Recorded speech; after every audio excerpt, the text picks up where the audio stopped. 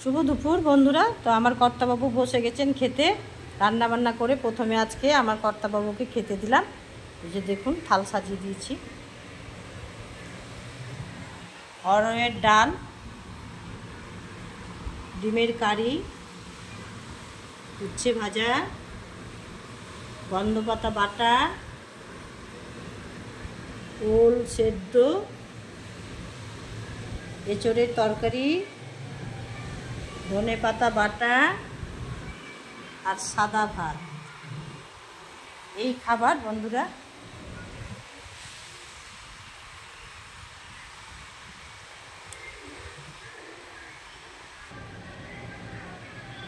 নমস্কার বন্ধুগণ, আজকে শিকা রান্নাঘরে মধ্যাহ্ন ভোজে খাবার রান্না হয়েছে। যেসব পদগুলো হয়েছে সেগুলো আপনাদের সামনে তুলে ধরব। প্রথমত হচ্ছে গন্ধপাতার বাটা, উচ্ছে ভাজা,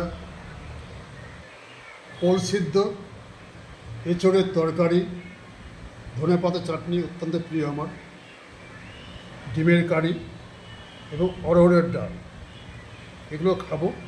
তার আগে আমি গন্ধপাতা বাটা দিয়ে খাবো, কারণ এই খাবারটা আমার অত্যন্ত প্রিয়, খেতে খুব সুন্দর লাগে। আমি খাওয়া শুরু করছি, আপনারা দেখতে থাকুন। নমস্কার।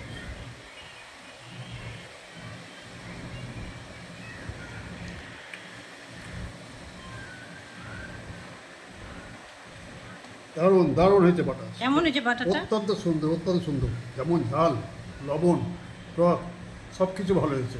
আমি তৃপ্তি সহকারে ভাতটা খাবো। ধন্যবাদ। ঠিক আছে বন্ধুরা, আমার কর্তাবাবু খেতে বসে গেছেন, খাওয়া শুরু করে দিল।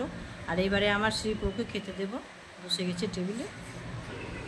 তো এই যে বন্ধুরা, আমার শ্রীপৌ খেতে বসে গেছে, খেতে দিলাম। আর এবারে লাস্ট ধনেপাতা বাটাটা দিতে ভুলে গেছি, ধনেপাতা বাটাটা দিয়ে দিলাম।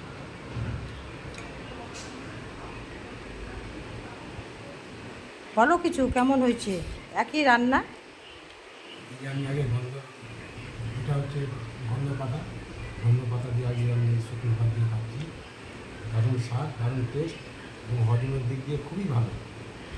আর খুব পছন্দ করেন আমাদের বাড়িতে গন্ধপাতা বাটা হলে, গন্ধপাতা বড়া হলে খুব পছন্দ করেন বন্ধুরা। আমাদের বাড়ির লোক শ্রীপৌ খেতে ভালোবাসেন, আর আমার কর্তাবাবুও ভালোবাসেন। তো দেখতে থাকুন আমার কর্তাবাবুর আর শ্রীপৌর খাওয়াটা।